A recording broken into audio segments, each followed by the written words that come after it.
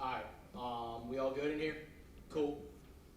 Sounds good. We're gonna kick it off with Coach here. This is a week 2 weekly media availability before FIU's week 2 matchup with Penn State. So head coach Willie Simmons at the podium. He's gonna give an opening statement, and then we'll open up the room for questions. All right, good afternoon, everyone. Glad to see you. Again, great opening season win for the Panthers.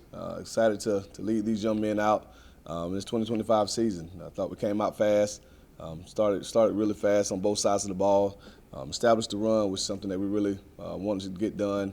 We're really stout against the run on the defensive side of the ball. Tackle well. Made history. Obviously, keeping those guys out of the end zone. First time I think since 2019 that we didn't give up a touchdown, and did some really good things. Tied school record with 6 rushing touchdowns. Obviously, left some plays out there in the passing game. We feel that obviously got to improve upon. But all in all, I thought it was a great win. Special teams wise, probably the one area that we didn't dominate the game. And as much time as we put into that, we really want to see more output from those guys. But other than that, great way to start the season. And had a little bit of a longer day. We say 24 hours. We put it to bed, but obviously played on Friday, so I had one day to kind of relax and then get back to work on Sunday. Obviously have a tough task this week. Penn State, arguably the #1 team in the country. First road trip going up to Happy Valley, one of the most intimidating places to play in the country. So got our hands full, but looking forward to the opportunity. And with a great week of preparation, want to give ourselves the best chance to go up there and make history. I guess looking at the special teams you mentioned, what could have been better? I think you look back at last week. Well, everything. I don't think there was one phase that upheld the standard that we have. We talk about being penalty-free. I think we had 3 penalties. We had more penalties in special teams than we had on offense and defense combined, and that's totally unacceptable. Turn the ball over. Obviously went into the game, didn't turn it over on offense, but turned it over on special teams. And had a kick out of bounds, missed a field goal. And so just things like that, those are what we call sins, self-inflicted negatives. And, we got to eliminate those in the kicking game if we want to be the type of team that we're capable of being. But again, I think the guys in the room took it to heart when we talked about it on Sunday. And we've had 2 really good days so far, preparation in that phase. And we'll need it. We'll need it this week because obviously when you play a game like this where you're heavy underdogs, you kind of need some things to go your way. And special teams are those individual plays that can give you those huge chunks of yardage, those field position flips, gain momentum or take back momentum. And so I think the guys will be up for the challenge this week. You're given the chance to talk to James Franklin, or just your thoughts on him? Have not spoken with them, this week. Typically, you don't talk to the opposing coach. We'll talk pregame more than likely. But again, ton of respect for James. Known him for a long time. He's done a phenomenal job, not only there, but during his time at Vanderbilt. And so really respect him as one of the best coaches in the profession. So looking forward to rubbing elbows with him, going up against him. And, as a younger coach relatively, you look forward to opportunities like this to go up against what's perceived to be some of the best coaches in the profession. What stands out about Penn State, just looking at them, obviously big win against Savannah and then going into this week? I mean, really everything. They're big, they're fast, they're strong, they're sound fundamentally. You don't see a lot of chinks in the armor. Obviously you look for weaknesses, places to attack and exploit. You don't really see many. Obviously it's the first game with a new coordinator. So we looked at a lot of things that Ohio State did in the past, but obviously Ohio State won the national championship last year. So same thing, you look for weaknesses and you really don't see many, from the best team in the country. And so, but they're a team that they're going to force you to execute on every single play. They're going to force you to be disciplined, force you to communicate. And then when you consider the fact they have one of the largest stadiums in the country, it makes communication an issue. And so our guys have to be dialed into the signals, clued into what we have to key when the ball is snapped, and play sound fundamental football to give ourselves a chance, because if you don't, they can hurt you in many ways. But again, there's a reason why they were preseason #2, and by the time the rankings come out later today, very well may be the #1 ranked team in America. Coach, no one's giving you guys a chance, pretty much. But what is it going to take to punch these guys in the mouth and maybe shock the world a little bit? Well, like I said, I think you got to go up there and you definitely can't beat yourself. Whenever you're a heavy underdog, not saying we have to play perfectly. But we can't go and give them extra opportunities. We got to protect the football. We got to find ways to try to manufacture some turnovers and steal possessions, and we got to be sound in special teams again, because those are those one-off plays where huge swings can happen. You look at last week's game against Nevada. They ran a kickoff back to, I think, the 15-yard line. The quarterback threw an interception, to the defensive tackle on the screen play that they were able to return, to the plus side of the field. And so those are two basically gimme touchdowns right there that Nevada gave Penn State. And so when you're playing a team of that caliber, you have to make sure that you're standing toe-to-toe and you're not leaving yourself exposed. If it's like a boxing match, you got to keep your hands up. You got to make sure you're moving, and you got to trust your jab. And when you see an opening, you got to take it. But you can't go in trying to throw haymakers against a guy that outweighs you, about 30, 40 pounds. You'll get knocked out pretty quickly. And so for us, we just got to, use the entire dimensions of the ring, move around, have stamina, be willing to stay in there and fight. And if we get knocked down, we got to get back up and just got to keep punching and keep punching and keep punching. And by the end of 12 rounds, if we're still in it, you can find a way to knock them out. But again, it's not going to be one-on-one play, but we can lose it on one play if we're careless, and we got to make sure that we're dialed in for 60 minutes. Not like some of these guys I know because they're so young, but you explained to them the whole David versus Goliath thing. Maybe they can get that concept. Oh, we talked to them today. The whole David and Goliath analogy, I think a lot of people have used that. There's some takeaways from it, definitely. I get away from the small man versus the giant analogy. I think the key takeaway from David and Goliath was that David was prepared. And people view David as this small, frail guy, but didn't realize that David protected the sheep. And so when the lion came, David was left alone to protect the sheep. He had to kill a lion. When the bear came, David had to kill a bear. So he had killed big things before he went up against the Palestinian giant. So, and he was proficient with the sling. He only took one shot. And so I think the story kind of gets convoluted sometimes when they just look at this small guy beating this giant. No, the things that allowed David to do that is the biggest takeaway. So we don't necessarily have to talk about David versus Goliath. You have to talk about what made that story what it is. We got to be prepared. We got to make sure that we understand that we've won big things before in life. This won't be the first time that we go up against something that seems insurmountable and can come away victorious, because if that's the way you walk into it, you probably won't. You'll create more pressure and anxiety on yourself than you need to. It's a football game. Like I told the guys today, up until the game, yes, every metric is stacked up against us. They're bigger, they're faster, they have a bigger stadium, they have more resources, they have more NIL money, they have more coaches on the staff, everything. But at 12:02 on Saturday, the playing field is level, because at that point, it's 11 guys versus 11 guys on a 100 by 53 in the third wide field. That time it's time to play football. And so we just got to make sure that we don't look at all the outside factors, control what we can control, and then when the ball is kicked off, understand that it's time for us to play football, do what we've done our whole lives. We got the same 20 hours a week that they have. We've had the same 25 days of training camp that they've had. So, again, at 12:02 on Saturday, the playing field will be leveled, and we just got to make sure that when that time comes that we do our part, and we'll let the chips fall where they may. Penn State's offense, right? Obviously have the two-headed monster, Kaytron Allen and Nicholas Singleton, but you also have a passing tackle speed developing with new wideouts and quarterback Drew Howard.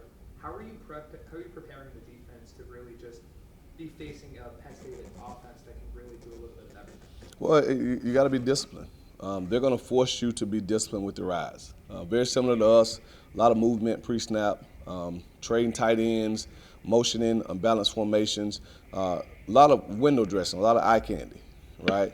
And so if you don't, we talked to our guys about it last week. You have indicators and then you have keys. An indicator is something that pre-snap you may see, right? A receiver split, an O-lineman stance, a running back's depth in the backfield that says, hey, this may be coming.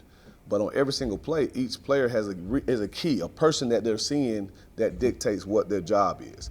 We got to make sure that all that window dressing that we see, you can't really pay attention to that. What is my key? And when the ball is snapped, if I keep my eyes on my keys, if I do my job, if I'm a deep third player, I got to stay deep as the deepest.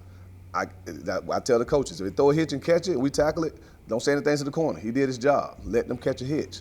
But I can't jump a hitch and cover three and let them get behind me and score a touchdown. So, again, we got to force them to execute. if we can force him to execute, and guess what? Drew Allar's a potential #1 overall pick in the draft, right? So he's gonna make some plays. But let's force him to be the #1 pick in the draft.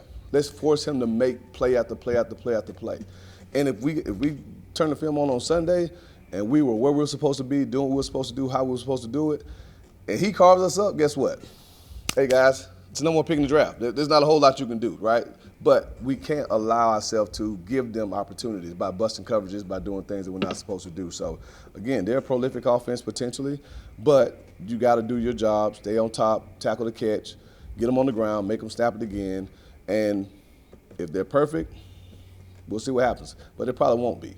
And when we have an opportunity, we got to take advantage of it. And if we do that, we give ourselves a chance. And when it comes to your offense facing the defense, I feel like a lot of the same mentality can be applied.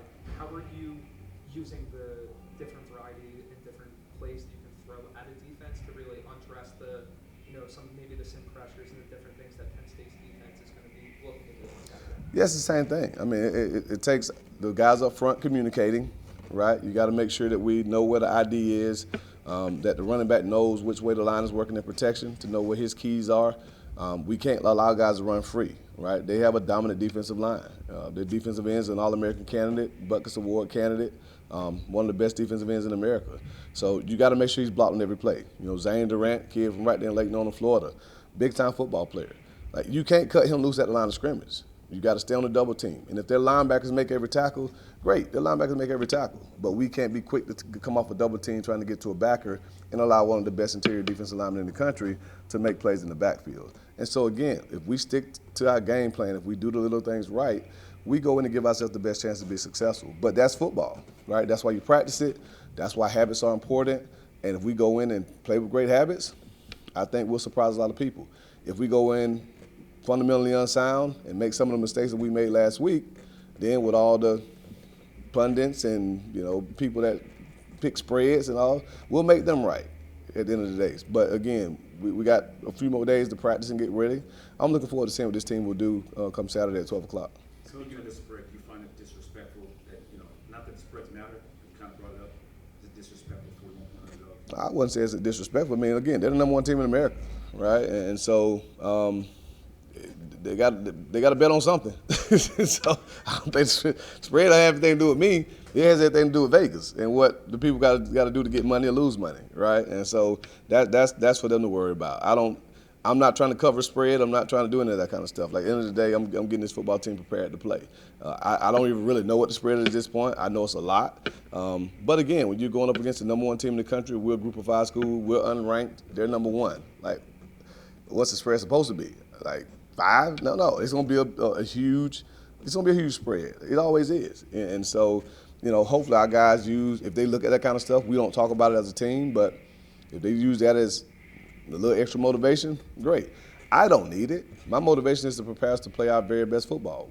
But that's my motivation every week, no matter who we're playing, whether it's Bethune-Cookman, Penn State, Chicago Bears, or Miami Central High School. Like, our job is to prepare ourselves to be our very best come kickoff, and that's what we're going to do. Hey, Coach, off the top of your head, what would you say is the largest crowd you've ever coached in front of, and how are you and the staff preparing the players for what is expected to be 100,000 at Beaver Stadium? Yeah, had the opportunity to play at Kyle Field during my time at Prairie View. That was over 100,000. And, as a player, played in Sanford Stadium down in Georgia. They're close to 90,000. So I played at Clemson, which obviously 85,000 or whatever the case may be. Played at Florida State. So been in some loud venues. It's going to be loud. Right? There are going to be times where it's going to be very hard to hear, very hard to communicate. But that's where we have to make sure that we see the signals when we do choose to huddle and things of that nature. We're going to use that to our advantage. And so we're not going to do anything special. Obviously, we have the music at practice and the simulated crowd noise and all those kind of things. But again, that's outside noise. We got to focus on what we can control, and that's how dialed in we are on the field, right? Our cadence is good enough. Our cadence works. Whether it's 100,000, 20,000, it works. But it only works if you pay attention. We had a false start last week in front of 18,000. Why? Because we weren't locked in. So if we have a false start this week, it's not because it's 100,000+ people in the stands. It's because we're not locked in. So if we lock in, like Julius Pierce always jokes, focus is that hidden eighth F that we don't, it's not listed. We got our 7 Fs. Focus is kind of that 8th one, right? We got to lock in and focus and make sure that we don't allow the crowd noise to become a distraction for us. Coach, you mentioned before the Bethune-Cookman game about the possibility of rust and nerves showing up. Now that game is passed, how confident are you that both those things are not a problem anymore for this team? Well, we'll see. There's an old saying that the biggest jump you make is between game 1 and game 2. I think I mentioned that in the press conference. So we'll see if that statement holds true. There are a lot of things that we need to improve upon from last week to this week, and we're working at those things every day. And we'll see. We'll see if they come to fruition. Again, if we do, we give ourselves a chance to go up there and do something special. If we make the same sins, probably won't. So again, every week is a chance to get better. And that's some things that we definitely have to improve upon between last week and this week. Can you talk about One more question for Coach. Can you talk about Anthony Carrie and Kenton Simmons, just bringing them in, and what your thoughts were, throughout camp, where they may have grown, and then obviously just that first game, what you expected? Yeah, I think, starting with Kenton, he's impressed us since the moment he stepped foot on campus. He's a big kid. He'll be one that he'll look like the guys on the other side of the field. Great skill set. Brings a lot of tenacity to the position, and we're definitely going to need it. This is arguably the best offensive line we'll go up against all season, and so we got to find a way to get pressure. The best way to neutralize a prolific quarterback is to be able to get to him, right? Not necessarily sacking him, but we got to get pressure on him. We got to make him uncomfortable. If he can sit back there and what we call burp the baby and pat the ball and go through his progressions, probably going to be hard to stop. But if we can get him to get the ball out of his hands quickly, maybe get a little antsy and not go through his progressions, we may have a chance to disrupt them. And Kenton's going to be a huge part of that. And then Anthony, that's really the matchup that I'm looking forward to seeing the most. Obviously, it's well chronicled and much talked about. They're 2 backs. They're big-time backs. 2,000-yard rushers last year. Both projected high picks in next year's NFL draft. But we got a pretty salty backfield as well. And I definitely look forward to seeing how our 2 guys stack up against their 2, really our 3, with Tay Lines as well. So Anthony's been great for us. We're going to try to utilize him a lot this week, get the different skill sets that he has. But it's going to be a challenge. Our O-line understands the challenge that they have to get the ground game going. We ran it really well last week. Now we got to see if we can do it against a top-rated defense. So, but again, that's why you play the game. Again, this will be a game that people tell stories about, and we're looking forward to the opportunity to go up there and, like I said, try to do something special. So tune in Saturday at noon, and the Panthers will go up there and see which cat can come out on top. The Panthers are knitting the line. All right, that'll wrap things up. Enough room for questions, okay? Okay. We all good? Yep. Okay, ready when you are. Last week was good. Good win against Bethune-Cookman. It was good to kind of get our feet up under us. Feel confident about that, kind of get the ball rolling and go 1-0. Felt good to just get in the 1-0 column considering the record last year. Just felt good to play a team goodbye. Obviously, there's a lot of things that we want to come into this week and clean up and, prepare for Penn State this week, but felt really good about our performance, high energy. It's pretty good. I guess we haven't been able to talk to you, so just kind of talk about why you chose FIU, what were the conversations like, because obviously how you think your fall will go into the weekend. Yeah, I think coming into the transfer portal, I think one of the biggest things was finding a place where I felt like I really connected with the coaching staff and felt like the coaches understood me as a person, as a player, as a human being, and would be able to kind of get the best out of me every single day, not determining if I'm having a good day or a bad day, just always being able to kind of figure out what gets me going and figure out the things that matter most to me and just be there for me outside of the game. And so I felt like that's what the coaching staff here provided. I knew Coach Hippolyte from Florida when he was at Florida and Miami. He recruited me in high school, so we had a relationship. And so that played into that. And then also me being a Florida kid was also a big thing, coming back home, being near family and things like that. Having my family being at the game was important as well. You also made your debut the other day at FIU. Just what do you think went well for you that you can still work on? Yeah, I think the offensive line did a great job. Lights did a great job getting me the ball out in space. And I think, from from those things, I kind of just took over from there. My trainer just kind of took over it from there. I feel like I put in a lot of work in the dark that hasn't been seen, and so I just kind of felt like that was expected of myself, plus more. And so that was kind of the whole ordeal on that. Throughout camp, and obviously in the first game, you showed a multifaceted ability, whether it be able to run between the tackles, run outside the tackles, and be a pass catcher. How important is it to you to really be able to affect all aspects of the game, and now going forward, especially against Penn State, and then beyond that, how do you want to continue to improve on that multifacetedness of your game? Yeah, I think for one, to where the game is moving now, you look at guys like Jahmyr Gibbs, Alvin Kamara, guys in the NFL, like they're looking for a complete back, not just a guy that just can run between tackles. And so that's always been important to me. Even when I was in high school, I took pride in playing 7-on-7 and running routes and doing things like that.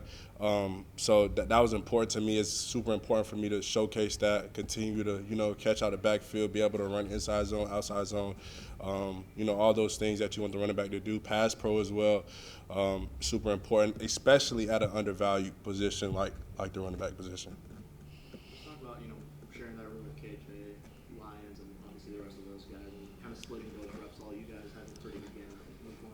Yeah, I think it's important to have a room with depth and guys that can go. I think we do a really good job pushing each other, teaching each other, bringing each other along, and it's great. Like, I love those guys. We go to work every week. We push each other every day at practice and kind of just lean on each other, learn from each other, talk about ball. It's been great so far.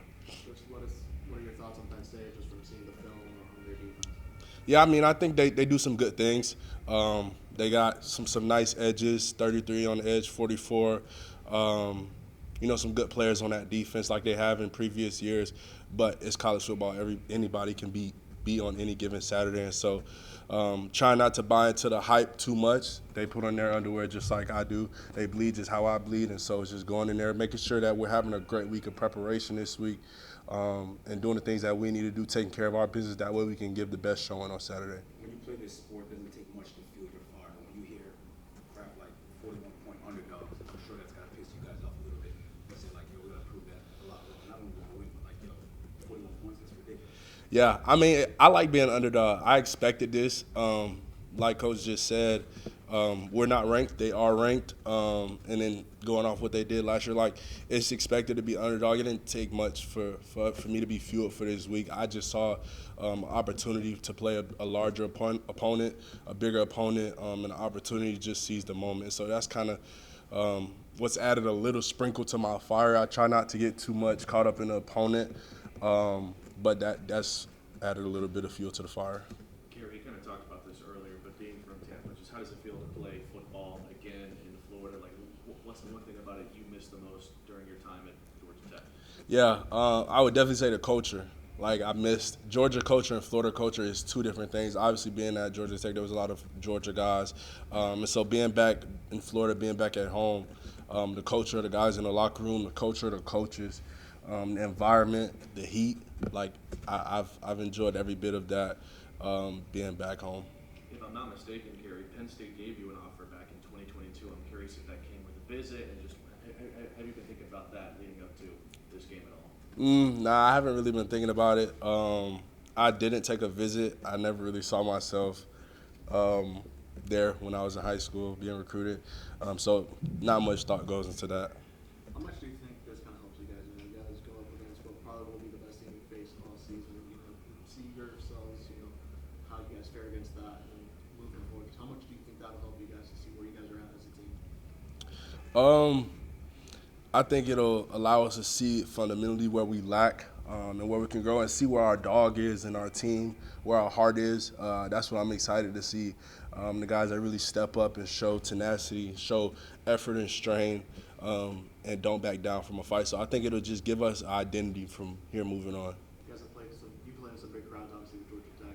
What do you say is going to be the biggest one for you? What does Penn State hold? 110,000? More or less. More?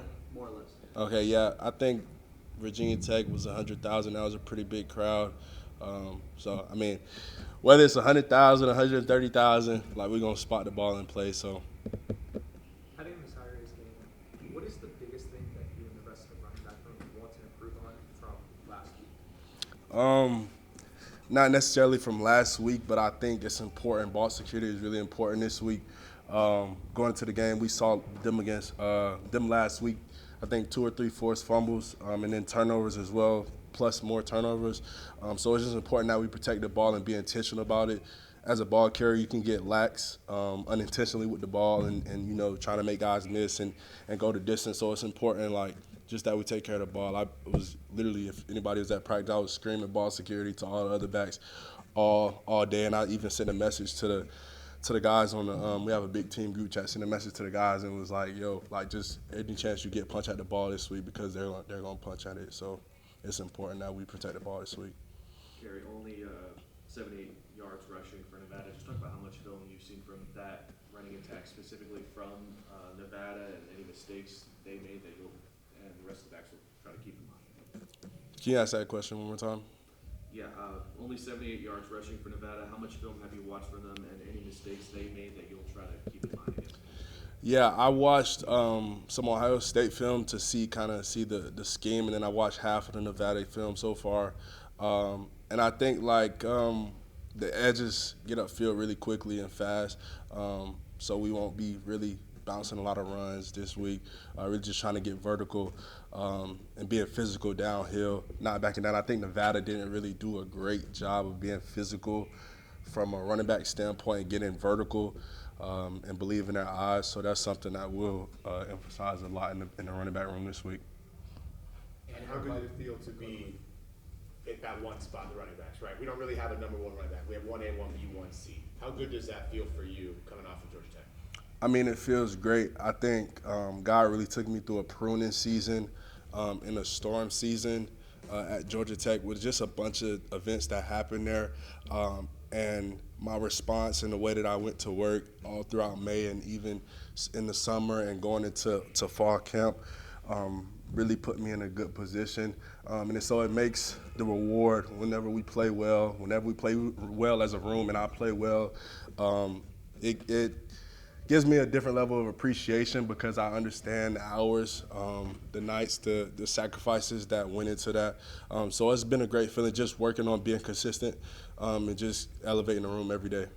With all three you guys playing at a high level, how much are you talking to each other in between drives, right? So KJ has a drive, he comes back. How much are you guys communicating? Hey, here's what we saw.